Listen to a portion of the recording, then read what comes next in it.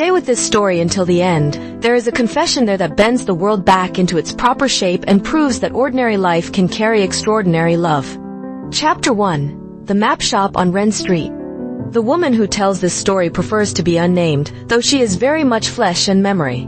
She has walked the length of Wren Street when winter sunlight clings to window panes, and she remembers the day a famous face found shelter inside a tiny map shop where love was still done in pencil. Caleb Reed owned the shop, a narrow place stitched together by atlases, ship logs, and globes that spun slow as planets in their orbits. He had the look of someone who loved things that could not shout: ink, paper, quiet. Outside, the district stirred with tourists and bakers and the violinist who played even when it rained.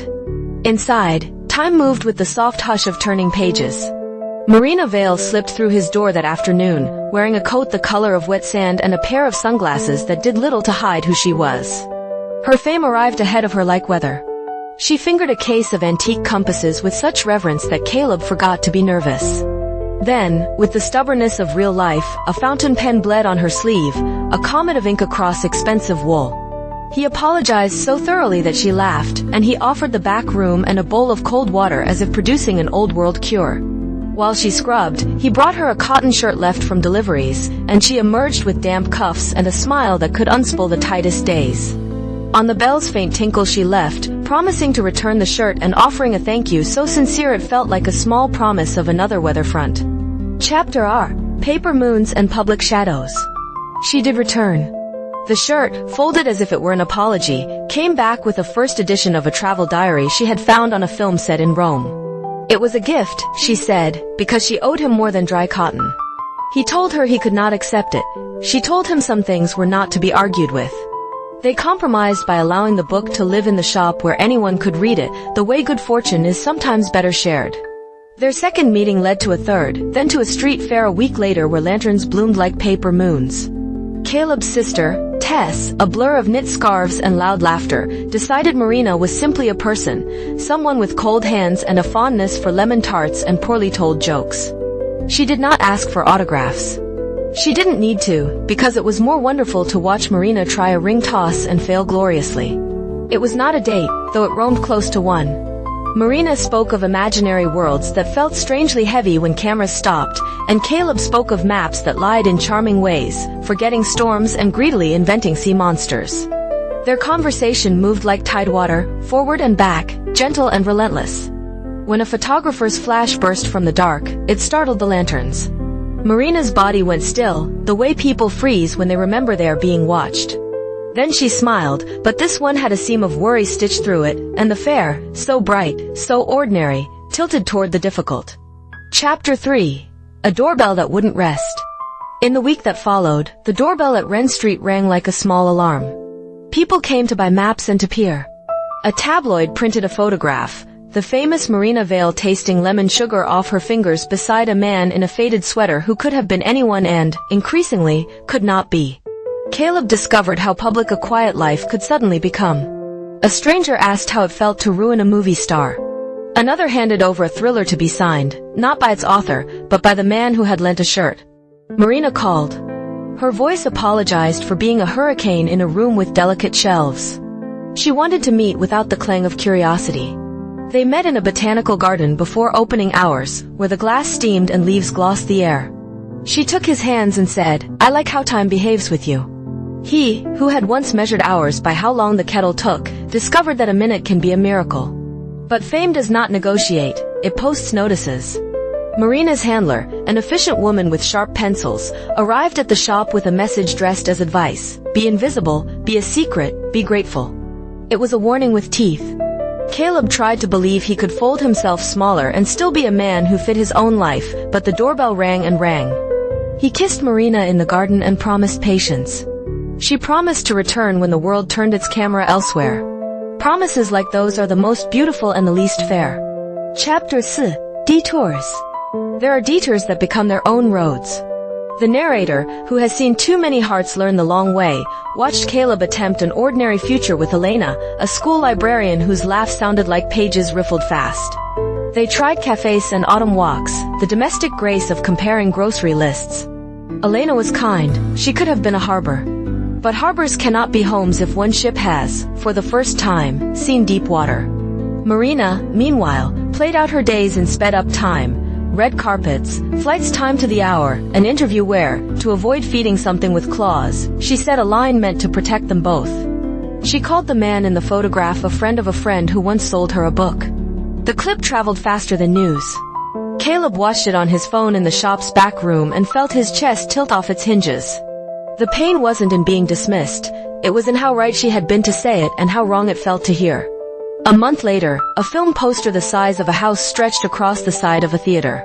Marina was luminous in it, looking left into a story that had nothing to do with him. The narrator, this woman who swears she is made of paper and rain, saw him stand on the opposite pavement a long time before he turned for home. Some loves go quiet because there is nothing else to say. Others go quiet because the world is too loud. Chapter 1: The Request.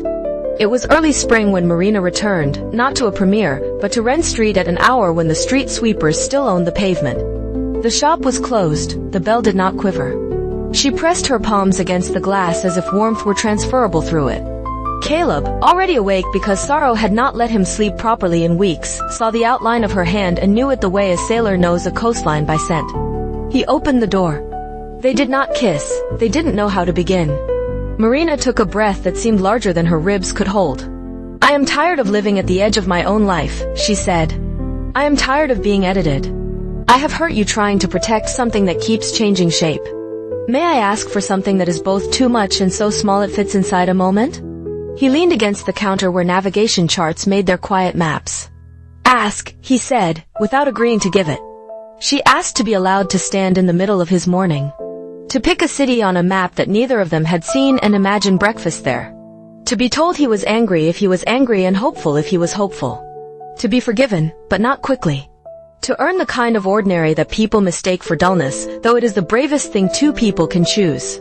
The world was still on the other side of the door. The narrator understood that sometimes the hardest part is not confession, but waiting for the answer.